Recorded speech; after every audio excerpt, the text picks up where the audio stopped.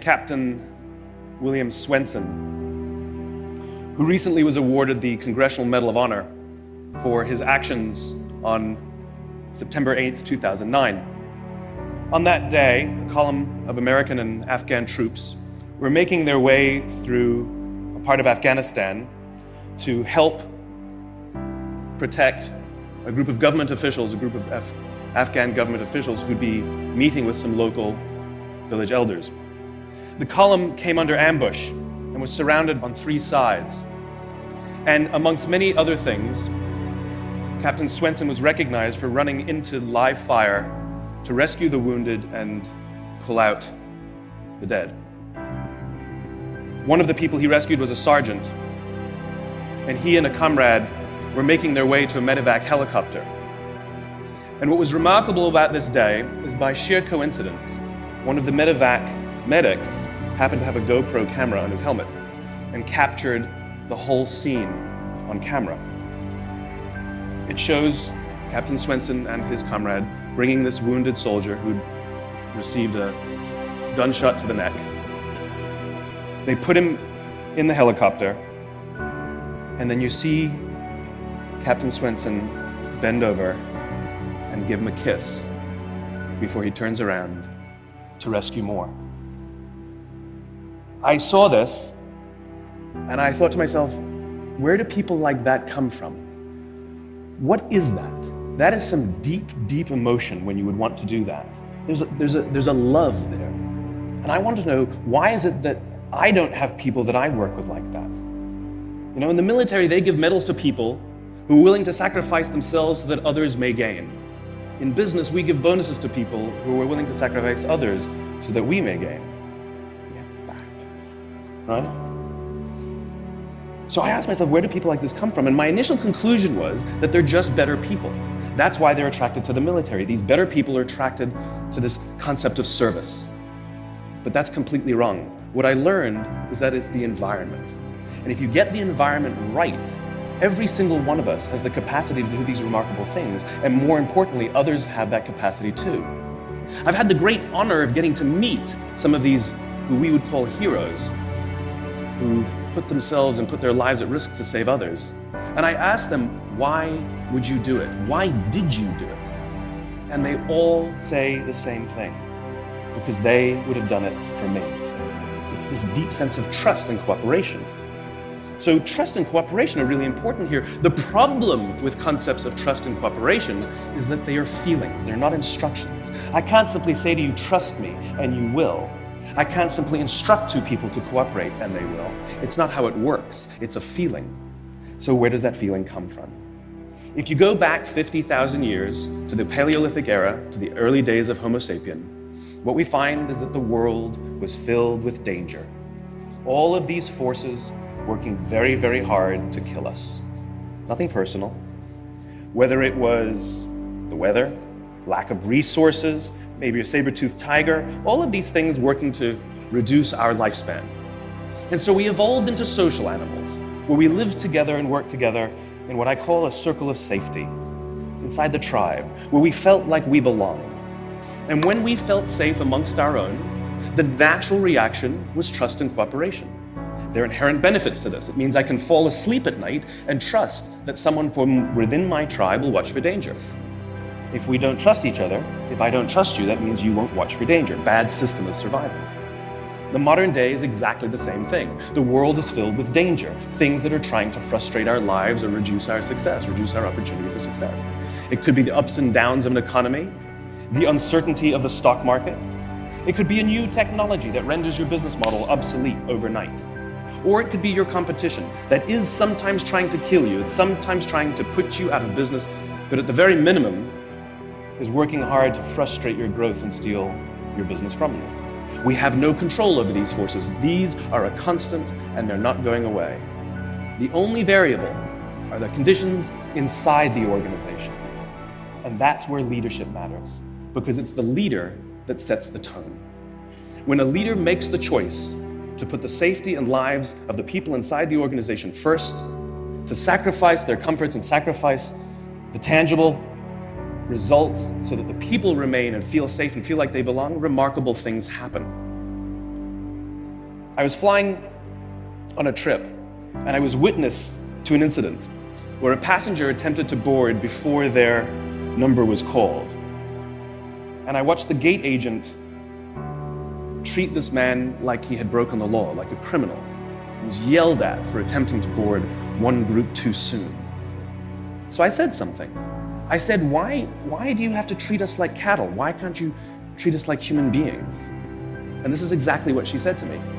She said, sir, if I don't follow the rules, I could get in trouble or lose my job. All she was telling me is that she doesn't feel safe. All she was telling me is that she doesn't trust her leaders. The reason we like flying Southwest Airlines is not because they necessarily hire better people, it's because they don't fear their leaders. You see, if the conditions are wrong, we're forced to expend our own time and energy to protect ourselves from each other. And that inherently weakens the organization. When we feel safe inside the organization, we will naturally combine our talents and our strengths and work tirelessly to face the dangers outside and seize the opportunities. The closest analogy I can give to what a great leader is, it's like being a parent. If you think about what being a great parent is, what do you want? What makes a great parent? We want to give our child opportunities, education, discipline them when necessary, all so that they can grow up and achieve more than we could for ourselves. Great leaders want exactly the same thing. They want to provide their people opportunity, education, discipline when necessary, build their self-confidence, give them the opportunity to try and fail, all so that they could achieve more than we could ever imagine for ourselves. Charlie Kim, who's the CEO of a company called NextJump in New York City, a tech company, he makes the point that if you had hard times in your family, would you ever consider laying off one of your children? We would never do it. Then why do we consider laying off people inside our organization? Charlie implemented a policy of lifetime employment. If you get a job at NextJump, you cannot get fired for performance issues. In fact, if you have issues, they will coach you and they will give you support, just like we would with one of our children who happens to come home with a C from school. It's the complete opposite. This is the reason so many people have such a visceral hatred, sort of anger at some of these banking CEOs with their disproportionate salaries and bonus structures. It's not the numbers. It's that they have violated the very definition of leadership. They have violated this deep-seated social contract. We know that they allowed their people to be sacrificed so they could protect their own interests, or worse, they sacrificed their people to protect their own interests. This is what so offends us, not the numbers. Would anybody be offended if we gave a $150 million bonus to Gandhi? How about a $250 million bonus to Mother Teresa? Do we have an issue with that? None at all. None at all. Great leaders would never sacrifice the people to save the numbers. They would sooner sacrifice the numbers to save the people. Bob Chapman, who runs a large manufacturing company in the Midwest called Barry Waymiller, in 2008, he was hit very hard by the recession, and they lost 30% of their orders overnight. Now, in a large manufacturing company, this is a big deal, and they could no longer afford their labor pool. They needed to save $10 million. So, like so many companies today, the board got together and discussed layoffs. And Bob refused. You see, Bob doesn't believe in head counts. Bob believes in heart counts. And it's much more difficult to simply reduce the heart count. And so they came up with a furlough program. Every employee from secretary to CEO was required to take 4 weeks of unpaid vacation. They could take it any time they wanted, and they did not have to take it consecutively. But it was how Bob announced the program that mattered so much. He said, it's better that we should all suffer a little than any of us should have to suffer a lot. And morale went up. They saved $20 million. And most importantly, as would be expected, when the people feel safe and protected by the leadership in the organization, the natural reaction is to trust and cooperate. And quite spontaneously, nobody expected, people started trading with each other. Those who could afford it more would trade with those who could afford it less. People would take 5 weeks so that somebody else only had to take 3. Leadership is a choice. It is not a rank. I know many people at the senior-most levels of organizations who are absolutely not leaders. They are authorities, and we do what they say because they have authority over us, but we would not follow them. And I know many people who are at the bottoms of organizations who have no authority, and they are absolutely leaders. And this is because they have chosen to look after the person to the left of them, and they have chosen to look after the person to the right of them. This is what a leader is.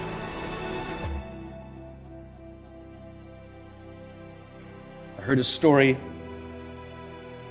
of some Marines who were out in theater, and as is the Marine custom, the officer ate last, and he let his men eat first. And when they were done, there was no food left for him. And when they went back out in the field, his men brought him some of their food so that he may eat. Because that's what happens. We call them leaders because they take the risk before anybody else does. We call them leaders because they will choose to sacrifice so that their people may be safe and protected, and so their people may gain. And when we do, the natural response is that our people will sacrifice for us. They will give us their blood and sweat and tears to see that their leader's vision comes to life.